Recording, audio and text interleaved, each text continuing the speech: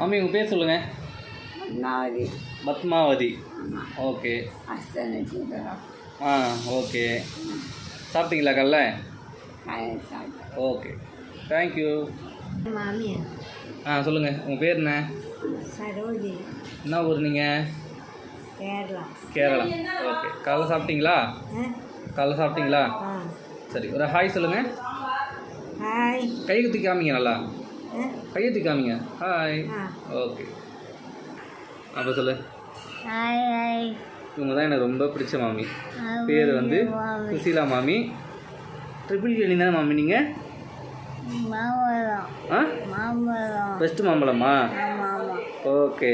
சாப்பிட்டீங்களா காலைல? இட்லி சாப்பிட்டியா?